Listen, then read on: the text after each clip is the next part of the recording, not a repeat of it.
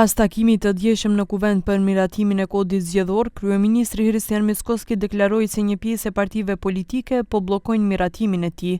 Ai tha se në takimin e djeshëm në kuvend, VMRO-DPMNE ka përsëritur qartë se votimi i diasporës është synim strategjik, por vlerësoi se disa parti politike kanë dalë me qëndrime të radikalizuara që sipas tij nuk lënë hapësirë për marrëveshje.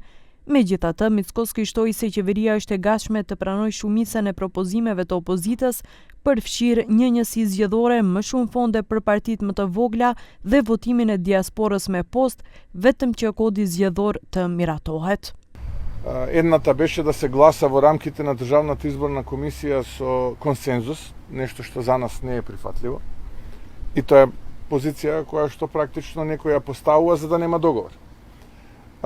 Второ, политичката партија Левица излезе со барање за повеќе пари во кампањата, да имаат повеќе средства за рекламирање, да биде една изборна единица и така натаму. Од СДСМ ги знаете барањата. Nga ana tjetër, opozitarja LSDM reagoi duke thënë se nuk janë kundër votimit të diasporës, por kundër votimit të Mickoskit në vend të diasporës. Nga atje shtojnë se zëvendësimi i votimit elektronik pa pasur KSZ-ja mundësinë ta rregullojë atë me konsensus nuk është një garanci për sigurinë dhe kontrollin e shprehjes së lirë të vullnetit të qytetarëve. Votimi me post pa verifikim të rrept institucionale bën të pamundur përcaktimin e identitetit të votuesit dhe mbrojtjen e sekretit të votës. Ky është një anashkalim i drejt për drejt i rregullave zgjedhore.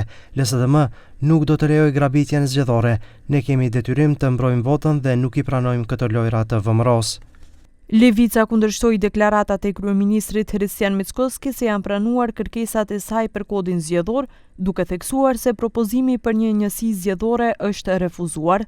Sipas partisë, prioritet duhet të jetë reforma e sistemit zgjedhor e jo votimi elektronik i diasporës. Një njësi zgjedhore dhe një kod i ri zgjedhor ishin arsyeja pse u formua grupi i punës në radhë të parë. Një njësi zgjedhore nuk është një kërkesë e re e së majtës e shpikur brenda natës, është folur për të me dekada. Madje është shkruar edhe në programin e partisë DPMNE. Vetëm një vit më parë, Mickoski personalisht bëri thirrje për zbatimin e saj si një reformë e vërtet demokratike.